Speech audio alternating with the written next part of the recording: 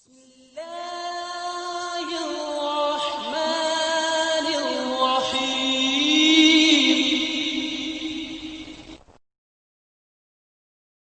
رب اشرح لي صدري ويسر لي أمري واحلل عقدة من لساني يفقه قولي.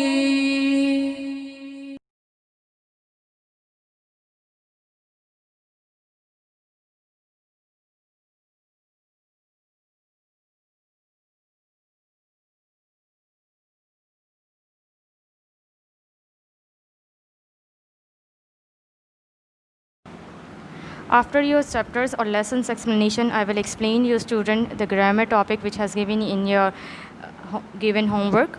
Okay, first topic आपके पास है noun. आपको अच्छे से पता है कि नाउन आपके पास नेमिंग वर्ड्स होते हैं. किसी भी चीज़, ये पार्ट्स ऑफ स्पीच का आपके पास हिस्सा है.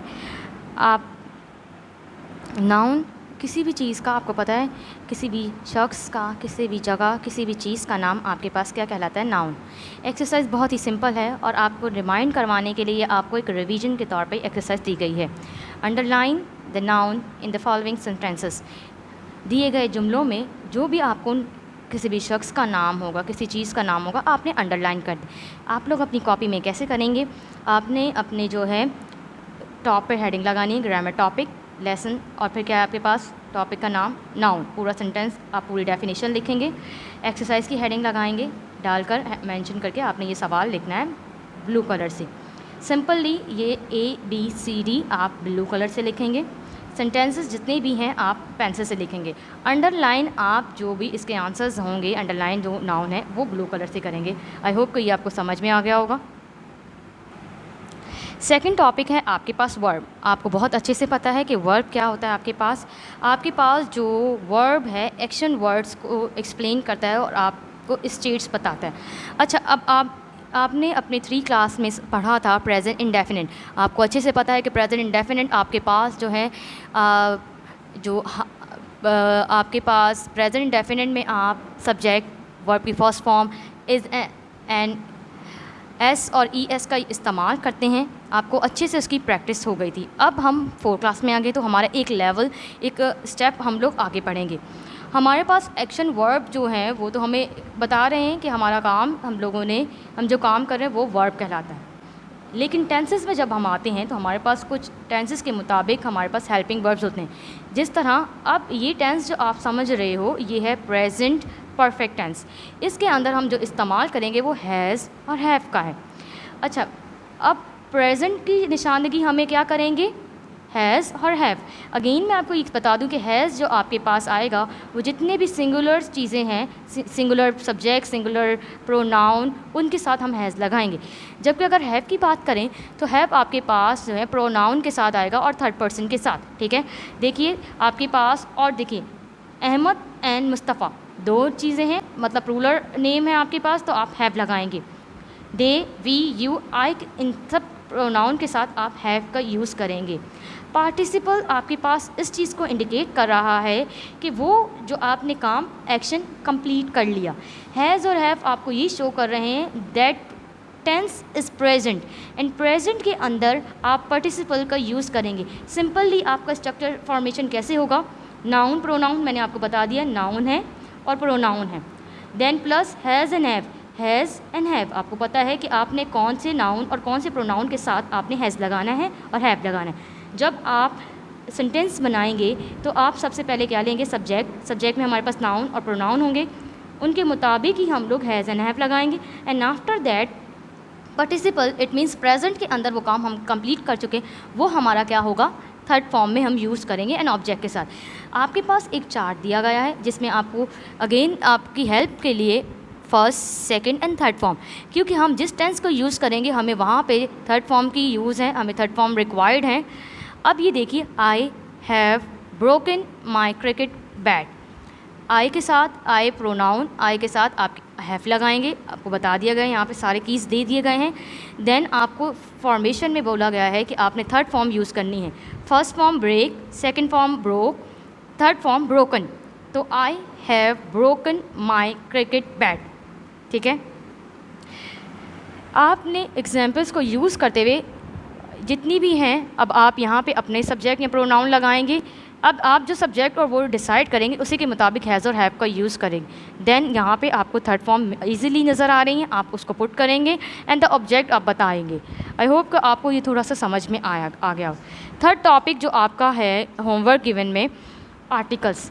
आर्टिकल्स आपको पता है कि आर्टिकल्स दो टाइप्स के होते हैं। पहला definite article and second indefinite article. Definite article मतलब इसमें आपके पास द आपको जो है आपके पास ये शो करता है किसी भी चीज़ को जो आप अपने सेंटेंस में पर्टिकुलर हो। जैसे गिव मी द बॉल, आप मांग रहे हैं, आप चीज़ को इशारा करते हुए, आप पॉइंट करते हुए बता रहे हैं कि मुझे वो गेंद चाहिए, मुझे दे दो।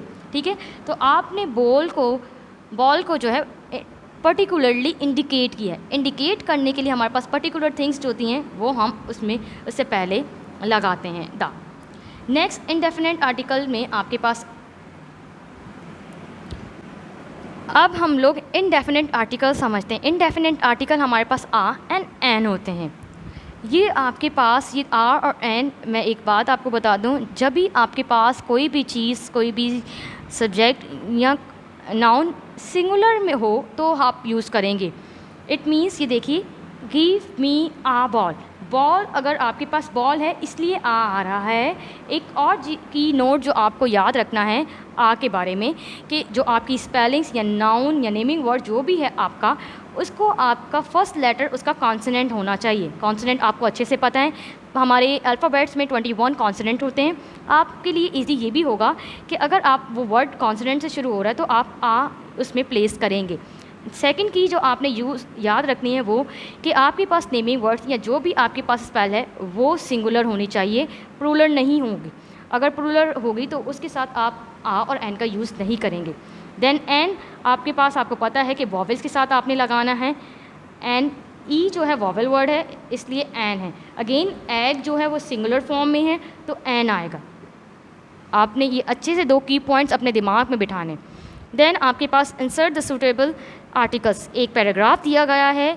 आप अपने नेमिंग वर्ड्स को देखिए, ब्लैंक्स से पहले उस स्पेलिंग को अच्छे से देखिए कि क्या वो किसी चीज़ को पॉइंट तो नहीं कर रहे। अगर पॉइंट कर रहे होंगे, पर्टिकुलर होगी, खास होगी, तो आप उसके साथ दा लगाएंगे। अगर वो स्पेलिंग वो आ और एन की अगर वहाँ पे रिक्वायरमेंट है तो आप आ और एन उसमें पुट कर देंगे। लास्ट टॉपिक जो आपके ग्रामर का है वो है हु और विच। आपको ये एक्सरसाइज करनी है जो कि आपके बुक के पेज नंबर 7 पर होगी। एक्सरसाइज करेंगे आप कैसे, अपनी कॉपी में आप ये क्वेश्चन अपने बुक पेज नंबर 7 से कॉपी करेंगे पूरा, ठीक है। और उसके बाद आप क्वेश्चन उतारेंगे ए ब्लू कलर से completely and then answer pencil से लिखेंगे, जो कि आपके होमवर्क में आपको आंसर्स मेंशन, ये आंसर्स हैं, ये आपके क्वेश्चंस हैं। हु आप यूज़ करते हैं कि लोगों के लिए। इट मीन्स जब भी किसी नेमिंग वर्ड लोगों की बात होगी, कोई भी इंसान की, तो आप हु यूज़ करेंगे। किसी भी इंसान के बारे में बात होगी तो आप हु यूज़ करेंगे। जबकि अगर किसी चीज़ के बारे में बात की जाएगी तो आप विच का इस्तेमाल करेंगे। लाइक ये देखें, this is the dog, it has a strange name, ठीक है। अब ये जो आपने इट को रिमूव करना है और आपने प्लेस करना है हु और विच। अगेन मैं आपको बता दूं, यहाँ पे कोई पर्टिकुलर पीपल या पर्सन की बात नहीं की गई। सो आपके आंसर में यहाँ पे आप जब आंसर लिखेंगे तो क्या यूज़ किया गया है, विच, ठीक है। This is the bin, the dog tipped it over, ये बिन है, ठीक है। और इसके बाद विच, तो आप फुल स्टॉप की जगह पर आप विच और हु का यूज़ करेंगे, जो कि आपके आंसर गिवन होमवर्क में दिए गए हैं। इसी तरह आपको आई होप हु किसके लिए यूज़ करते हैं हम, पर्सन्स के लिए। विच हम यूज़ करते हैं चीज़ों के लिए। आपने अपने सेंटेंस को क्वेश्चंस बुक से कॉपी करना है और होमवर्क से आंसर आपको मेंशन दिए गए हैं, ये सारे आंसर्स हैं, आपने इसको अपने कॉपी में लिखना है। आपने इन 3-4 टॉपिक्स जो ग्रामर के अच्छे से, मेरे आई होप के समझ में आ गया होगा आपको। इसको अच्छे से काम आपने कॉपी में राइट करना है without spelling mistake. Thank you.